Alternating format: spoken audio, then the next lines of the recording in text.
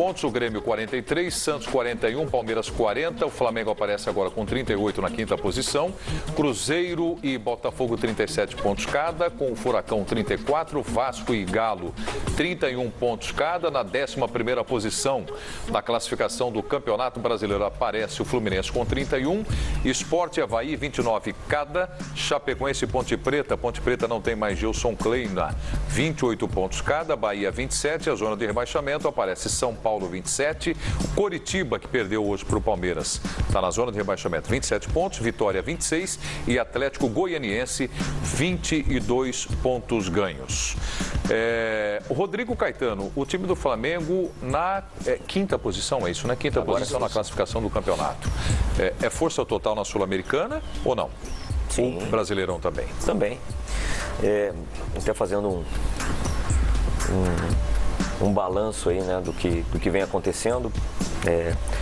O Flamengo teve nesse seu ano realmente um episódio que completamente fora do nosso planejamento, que foi a questão da Libertadores, né? Infelizmente nós não tivemos competência suficiente para somar pontos fora de casa. Vencemos os 3 jogos com autoridade aqui no Rio, mas nos faltou um ponto para classificar. E esse entendimento dessa competição ela só vai se dar realmente com a equipe se fazendo presente em todas as edições, né? Algo que na história do Flamengo não era muito comum, né, Zinho? Disputava, depois ficava um tempo fora e tal, principalmente pela classificação no Brasileiro. E a nossa ideia, a ideia de toda a diretoria, é que o Flamengo esteja presente em todas, que isso nos aproxima, né, de conhecer os caminhos e poder, quem sabe, conquistar o segundo título da história, né? Agora, nas demais competições, até agora, o Flamengo tem disputado o Campeonato Brasileiro na parte de cima da tabela, vai ser assim até o final. Em momento nenhum o Flamengo abriu mão do Campeonato Brasileiro. Em alguns jogos, até todos vocês sabem que as 2 equipes que mais jogaram até o presente momento é o Flamengo e o Sport, né? Número de jogos no ano. E, consequentemente, você tem que levar em consideração a questão da fisiologia, do departamento médico, ouvir os preparadores para, em alguns momentos, não ter a perda aí de atletas importantes, né? E mesmo assim, você está sujeito a perder, como foi o caso do Everton, o último lesionado aí, que realmente está fazendo tratamento intensivo. Estamos numa final de Copa do Brasil, quer dizer, uma competição dessa, estar entre as 2 equipes que chegam nessa final é por meritocracia mesmo. E a questão da Sul-Americana, que foi o que nos sobrou por conta do caminho da eliminação da Libertadores, o Flamengo vai com força máxima até o final e entendemos nós que, mesmo com algumas modificações para que os atletas não corram risco de lesões, o Flamengo tem um bom elenco que pode disputar essas frentes. Mas, como eu disse, o que é a obrigação do Flamengo é disputar na parte de cima todas as competições, buscar o título em todas as competições que entra, mas sabendo que voltou em algumas competições sendo protagonista. Esse é o desejo do torcedor, é o nosso desejo, que o Flamengo, quando entre, seja realmente com a intenção de estar numa final, de levantar um título, e eu acho que o caminho está muito mais próximo do que distante. Se você ganhar a Copa do Brasil, dia 27, você vai ver aqui no Fox Sports, você garante presença na fase de grupos da Libertadores. Nesse caso, você pode tirar um pouquinho o pé do brasileiro para pensar em ganhar a Copa Sul-Americana também. 3 títulos no ano, estou aqui pensando quando foi a última vez que o Flamengo teve. Pois é, porque esse cenário eu adoraria ter esse problema para decidir, adoraria. A gente sabe que lá nós vamos ter muitas dificuldades lá em Minas, né? Acho que a decisão está aberta, do mesmo modo aí que foi um jogo aqui muito estudado, onde as 2 equipes respeitaram, o Flamengo teve a chance de vencer e o Cruzeiro buscou empate. Da mesma forma nós vamos lá, o que muda é o estádio, o que muda é a maioria da torcida ser do Cruzeiro agora, mas o nosso torcedor, o espaço da torcida do Flamengo, que não é surpresa para ninguém, já está esgotado já faz alguns dias, então nós vamos ter o apoio do nosso torcedor lá também, e aí todo o torcedor espalhado pelo Brasil. Esse seria o melhor cenário, nós podemos tomar uma decisão em relação a isso. Mas eu te diria, seguindo essa linha de raciocínio, pelo Flamengo querer realmente se consolidar com a posição firme em todas as competições, PVC, vai ser muito difícil, principalmente que o torcedor aceite o Flamengo abrir mão de um Campeonato Brasileiro Não terminar em 8º lugar, por exemplo? Não, de forma nenhuma. Nós temos que estar ali. O ano passado fomos terceiro colocado com o mesmo número de pontos do Santos, né? O Santos com uma vitória a mais. E eu acredito que ali, tirando essa situação do Corinthians, que realmente fazendo uma campanha fora dos padrões, você vê hoje ali a distância de pontos, né? Do Grêmio para o Flamengo. 10 pontos. Não, do Grêmio para o Flamengo são 5. Do primeiro para o segundo são 10, do segundo para o 8º são 9. Tá achatado ali. Achatado. E você vai ver o Corinthians que disparou. E se formos até o 7º colocado? Do primeiro para o segundo são 10 pontos. Do segundo para o 8º são 9 pontos. Coloca a classificação aí de novo, é mais fácil. É muito achatado. Então ali tem muitas equipes e o Flamengo não pode se permitir do risco, né? Porque aí você tem que fazer um cálculo do risco. O Flamengo não pode se permitir de ir para uma final, né, de Copa do Brasil, onde você observa ali a distância está muito reduzida, né? Primeiro para o segundo, 10 pontos. Do segundo, que é o Grêmio, para o 8º, que é o Atlético Paranaense, 9 pontos. Tem menos distância do segundo para o 8º do que do primeiro para o segundo. E a gente sabe, uma decisão de Copa do Brasil você demora para chegar, mas somente um garante vaga na Libertadores, somente um ganha o título. E em caso, nós não podemos trabalhar com essa margem de risco tão elevada de chegar ali e daqui a pouco não ter fôlego para conquistar essa vaga via Campeonato Brasileiro. Né? Não ficar numa posição que realmente seja uma posição que o tamanho, né, da torcida exige. E a mesma coisa na Sul-Americana. Portanto, essa época do ano é muito difícil você falar em privilegiar alguns jogos e algumas competições. Nós vamos o que tem de melhor em todas. Vamos lá, quem sabe. Rodrigo, investimento para o ano que vem. A dona da Crefisa, dona Leila, disse que vai contratar mais gente para deixar o Palmeiras mais forte na próxima temporada. O Atlético, né, PVC, temos a informação que se não disputar a Libertadores, tira o pé. E o Flamengo, em termos de contratações? Porque o elenco, entre nós, é um baita de um elenco. Mas vai ter que tipo de reforço pensando em 2018? Porque, sabe, a gente vai quem vai ser contratado? Você pode falar os nomes, ninguém está ouvindo, por favor. Olha, nós vamos seguir a mesma linha que foi feita até agora. Às vezes tem certas coisas que elas não são compreendidas, não é realmente por má vontade, não é por falta de conhecimento, né?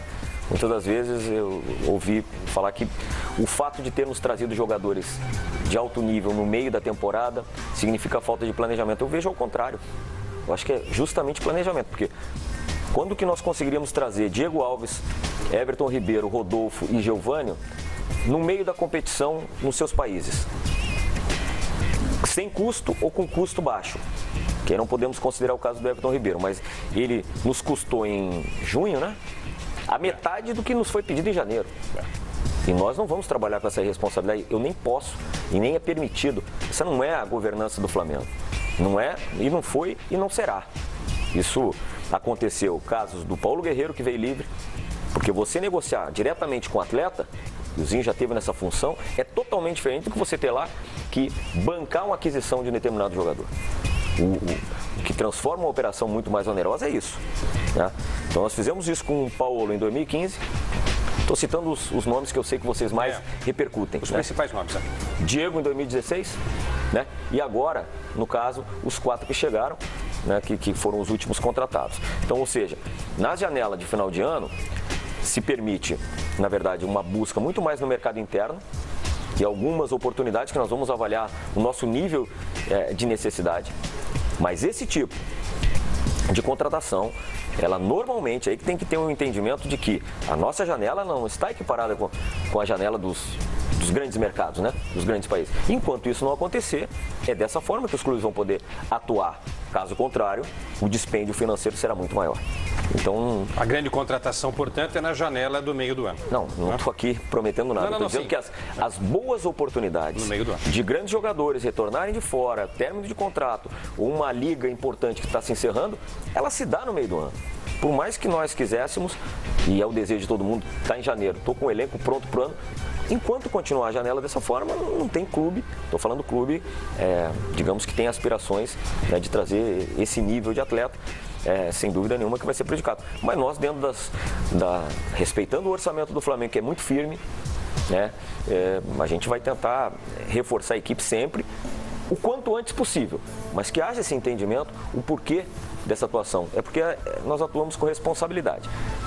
Outro ponto de discussão muitas vezes, que a gente vê comparação de a folha de uma equipe com a folha de outra, que isso vai traduzir resultado esportivo de imediato, a gente sabe que não é assim, isso é um processo. Você faz investimentos, e aí é que a gente fala, né, que o resultado de campo, ele determina muita coisa, mas não pode determinar tudo. Na minha visão, não pode determinar tudo. Você percorre um caminho que te aproxima dos grandes títulos. Eu acho que o Flamengo está nesse caminho, está muito mais próximo do que distante. E o que vale a folha de pagamento é versus o percentual que você compromete do teu orçamento. Então, assim, o que para o Flamengo, que não é o caso, o Flamengo aí é, segundo pesquisas, e a gente teve aí o parâmetro de comparação, é a 4ª folha dentro das equipes da Série A. Pois bem, mas que não fosse.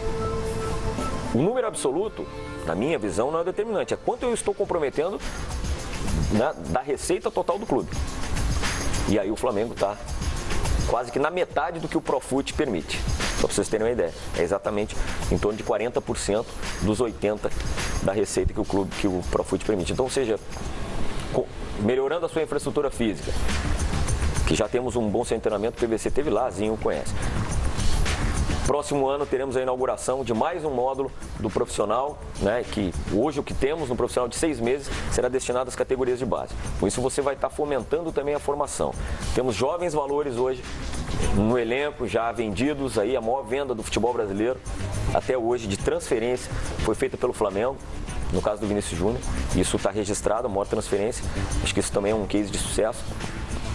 Infraestrutura física, saneamento das questões financeiras, ou seja, tem dito por vocês todos, inclusive agora repetido por você, Quesada, que o Flamengo tem um baita elenco. Eu considero assim. Não. E nós entendemos dessa forma. Portanto, o nosso entendimento é que o Flamengo está no caminho. Se vai ser campeão da Copa do Brasil, do Brasileiro, o tempo dirá. Né? Se vai ser esse ano, se vai ser ano que vem, mas nós temos que ter a convicção, temos que ter o cuidado para que as interferências externas não poluam a tomada de decisão, né? Que no futebol brasileiro é muito difícil isso ocorrer, né? Porque a gente sabe que os clubes são eminentemente políticos, mas que elas não poluam a tomada de decisão e nem sair do trilho. Porque, com certeza, o Flamengo já está consolidado como um dos gigantes do futebol brasileiro e futebol mundial. E é uma questão realmente de estar nos campeonatos, disputando em cima, disputando os títulos, para voltar. Mas quem sabe ganhar uma Libertadores, que é o sonho aí de todo torcedor. Desculpa, eu só preciso fazer o intervalo.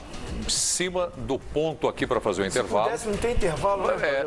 É bom que tenha, É bom, vamos comemorar que tem bastante.